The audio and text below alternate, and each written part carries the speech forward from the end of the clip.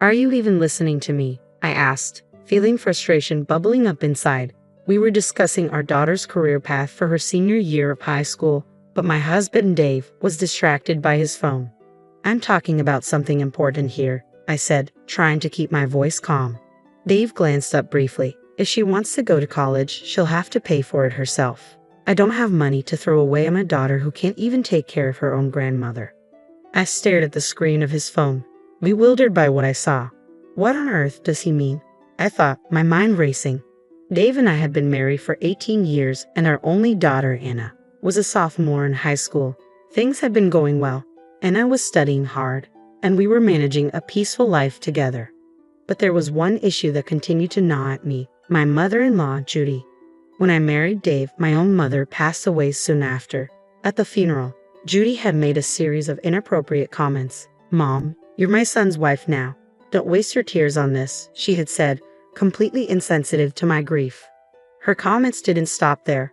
The reason she died so young was because of her own bad behavior, Judy had added, making a mockery of my mother. I was stunned into silence, and Dave, furious at his mother's cruelty, had told her to leave. Since then, we had cut off contact with Dave's side of the family. My anger towards Judy had dulled over time, but the thought of never seeing them again lingered. They were, after all, Anna's grandparents. Then we received the news of my father-in-law's death. Despite the strained relations, we attended the funeral. Judy, who I hadn't seen in years, appeared frail and grief-stricken. She seemed genuinely heartbroken, and I wondered if she was truly mourning the loss of her husband. A few days later, after the funeral and the inheritance matters were settled, Dave came home with a proposal. "I think we should move in with Judy," he said. "She's alone now, and my mother is very depressed." I considered Judy alone and grieving. Maybe she was feeling the weight of her loneliness more than I had realized.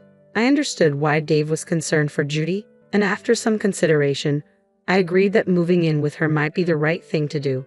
So we packed up and relocated to my in-laws' house. At first, I was hopeful. "I'm looking forward to living with you, Judy," I said. But Judy's response quickly soured my optimism. "You haven't done much as a wife so far, so you better start making up for it," she said sharply. "And while you're at it, make me some tea. Can't you see I'm feeling down? You need to be more considerate." I was taken aback by her harshness. I had moved in with the intention of easing her loneliness, but her attitude was anything but welcoming. To make matters worse, Dave and I both worked full-time, but he left all the household chores to me. "Hey, is dinner ready yet?" he asked as he came home from work. "You're such a bad wife, ignoring your duties. I'm really disappointed in you." I couldn't understand why Judy was constantly criticizing me, and it seemed to be getting worse. Judy's discontent didn't stop with me. She started targeting Anna too. "Hey, please fold the laundry," Judy would demand. "But I'm studying right now," Anna would respond. Judy's reply was stinging. "What a charmless girl you are, just like your mother. You can't even obey your elders. Girls should be helping around the house instead of just studying." Anna, going through a rebellious phase, snapped back. "Studying is important. Doing house chores all the time isn't useful." Judy's frustration boiled over. "You're such a useless child." The tension between Judy and Anna escalated rapidly, and the situation grew increasingly strained. It was clear that the relationship was deteriorating fast. I found myself regretting our decision to live with Judy, questioning why I had agreed to this in the first place. Meanwhile, Dave was gradually being swayed by Judy's influence. "Welcome home, honey," Judy greeted him as he walked in. "Let me take your bag and jacket. You should sit and relax." "Thanks," Dave replied, settling into a chair. Judy turned to me with a disapproving look. "It's a wife's job to serve her husband," she said. "I'd like to teach Clara how to be a good wife, but it's difficult when she's unmotivated and doesn't take me seriously." I could hardly believe what I was hearing.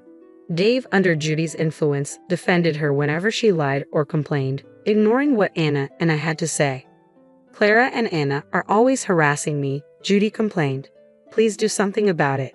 "That's disgusting," I said. "I've never harassed her. She always crumples up my laundry and treats me terribly," Judy continued. "I've never done that," I protested. "She's the one who complains and harasses me constantly." "How dare you talk like that?" Judy snapped. "You're not being a good wife at all. It's all thanks to me that you're able to live comfortably. You know that, right?" Dave, believing Judy's lies, began to lash out at me and Anna. As this turmoil became a regular occurrence, Anna was about to start her senior year of high school. The situation reached a new low on the day of a parent-teacher conference at her school. I made it a point to attend every parent-teacher conference and always kept Dave informed about what was discussed. That evening, we were in the living room after dinner, discussing Anna's college plans. Anna's considering several colleges with strong programs in her field, I said. Her teacher mentioned that if she's set on this particular college. Are you even listening to me? I interrupted, noticing that Dave was absorbed in his phone. He didn't look up or show any interest, just like he had been last year. I'm talking about something important here, I persisted. Shut up, Dave retorted. If she wants to go to college, she'll have to pay for it herself. I don't have money to waste on a daughter who can't even look after her own grandmother. I was taken aback by his response. What are you talking about? What do you mean, stupid?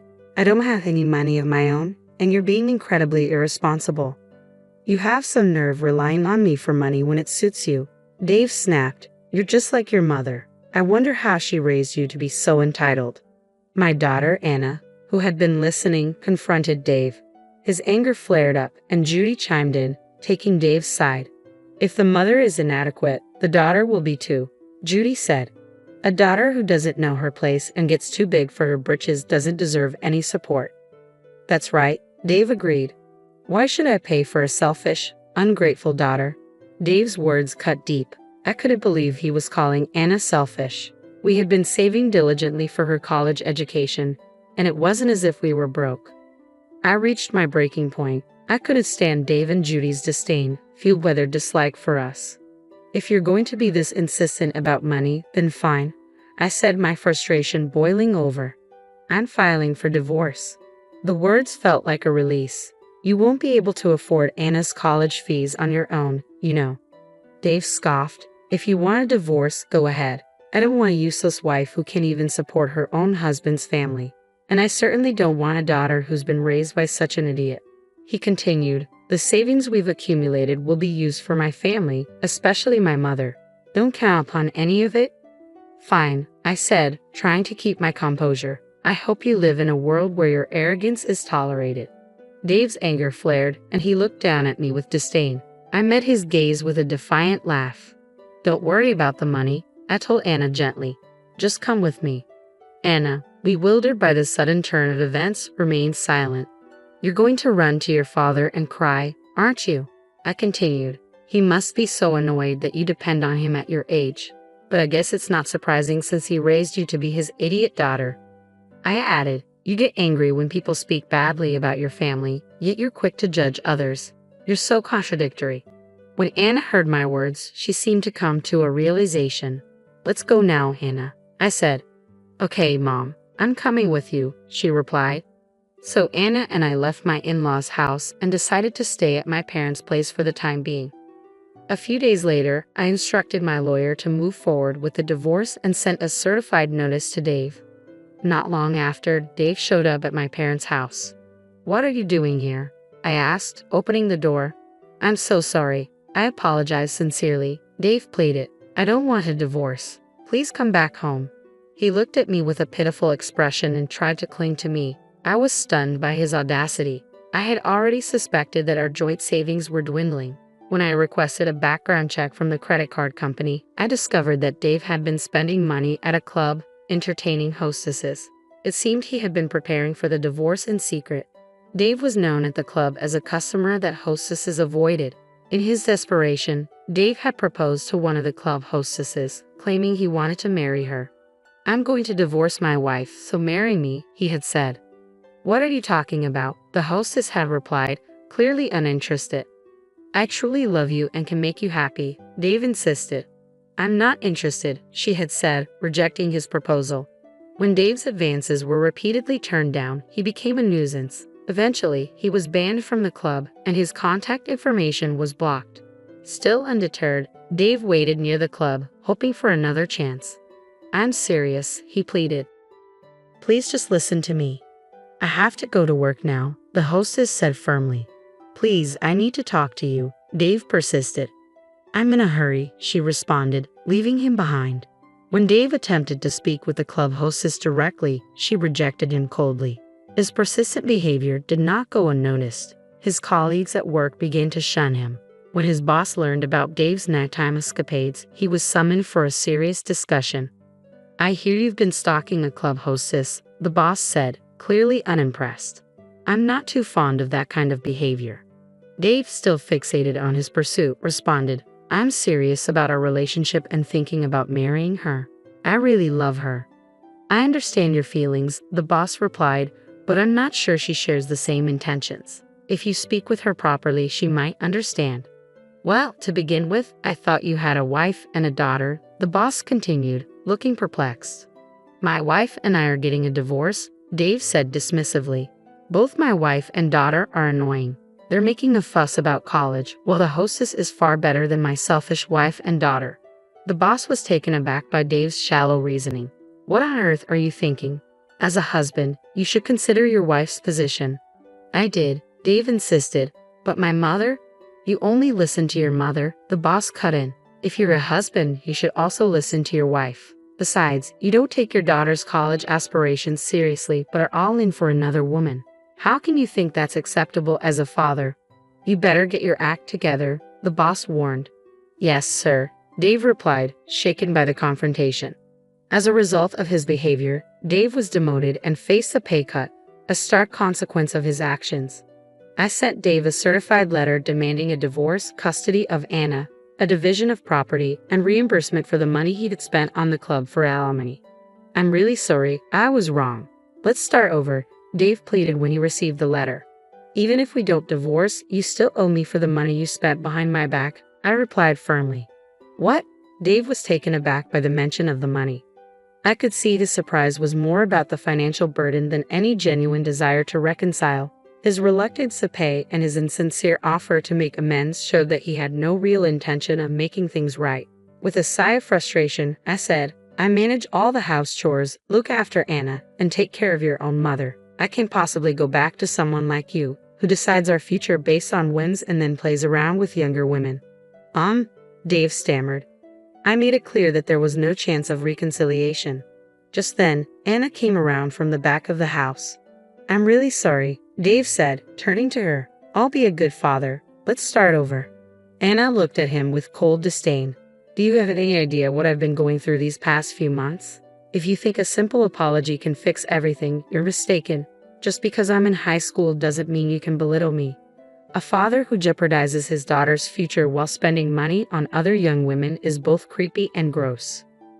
Dave was visibly shocked by Anna's harsh rejection. He slumped his shoulders and left, completely defeated. Soon after, Dave fell into a deep depression, unable to cope with the gravity of his situation. I've grown weary of middle-aged men who blur the lines between reality and fantasy. Dave's persistent attempts to reconcile were futile. Even the hostess he pursued rejected him. Eventually, Dave accepted the terms and paid the fees I claimed. The money he spent on the club and the alimony was covered by my ex-father-in-law's inheritance, but it wasn't enough. The remaining balance was paid in installments. The monthly alimony and child support payments became a struggle for Dave, especially after his pay cut at work. After the divorce, Judy came to visit me at my parents' house. "You've made my life so difficult," she said, her voice sharp. "I've forgiven you, so you should forgive my son and come back home." Judy's accusations and screaming at the front door left me exasperated. I was fed up with my selfish mother-in-law who always looked down on me. I called Dave, who rushed over to pick up Judy. "Mom, what are you doing?" he asked, bewildered. "I'm telling your stubborn wife to get her act together," Judy replied, still fuming. "I'm not his wife anymore," I said calmly. "I have a record of everything you've said to me while we lived together, and I can file for additional alimony if you keep this up." "Are you even listening to me?" Judy retorted, her anger rising. "How did you speak to me like that?" she snapped. "That's enough," Dave finally interjected, his patience wearing thin. "You're putting me in a difficult position, Mother."